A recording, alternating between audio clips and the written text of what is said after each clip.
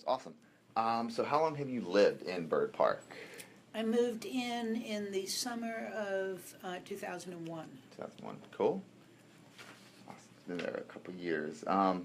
So one of the weird things we've had experience when we're going through trying to find the history of the neighborhood is like the neighborhood boundaries.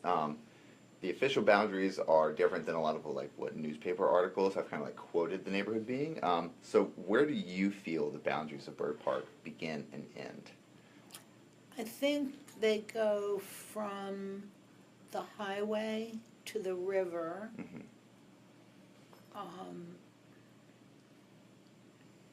And between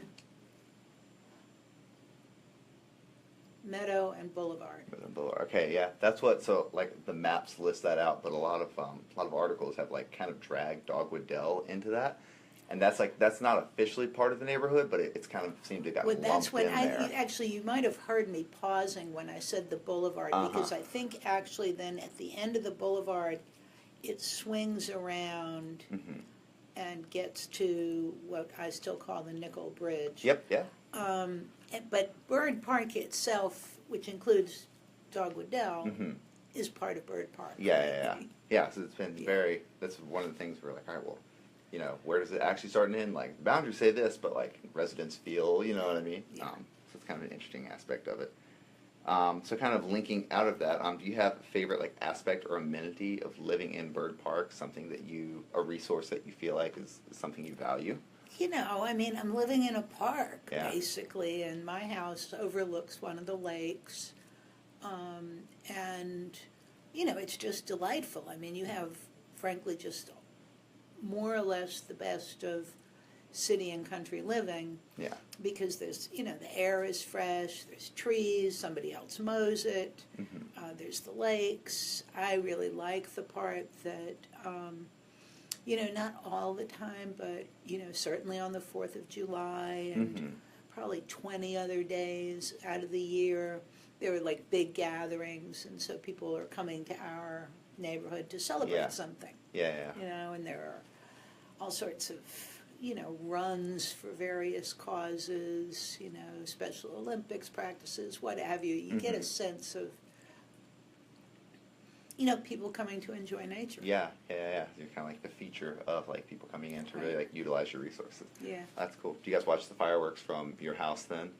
You have to go outside, so the trees are in the way from the house, but it's basically like across the street from my house is where usually a few thousand people will come to watch the Awesome. fireworks. How cool. So then while they're all in traffic leaving, Yeah. Just walk right back to the house. go back inside. Oh, that's lovely. Yeah. Awesome. Let's see, right on down the list. Grocery shopping. Where do you do your grocery shopping? Yeah, the one thing I'll say about Bird Park is that in that whole area, there's only one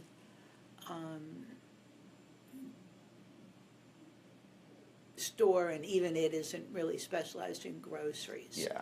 So, I mean, I most commonly shop at Elwood Thompson. Okay, cool. But obviously that's a car drive away. Yeah, And yeah. the one downside, again, of the Bird Park area is that there are no coffee shops. There's Yeah. the one place which is seasonal where the boat rentals are, the paddle boat rentals are Yep. at Fountain Lake. Yeah.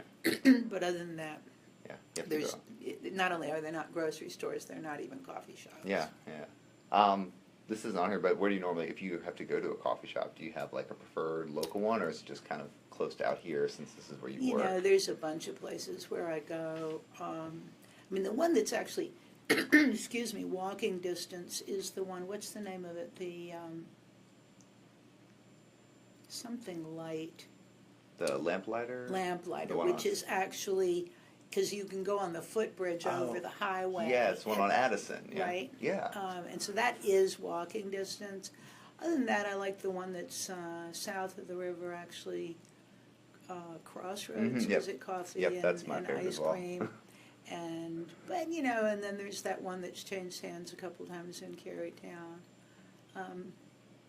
But I'm not that much of a coffee, somebody who goes and drinks coffee at a place. Cool. Awesome. Fun little thing to throw in there then. Coffee shops kind of feed right into grocery stores, I feel like, with, I would get a cup of coffee on my way to the grocery store, so. Right. Let's see.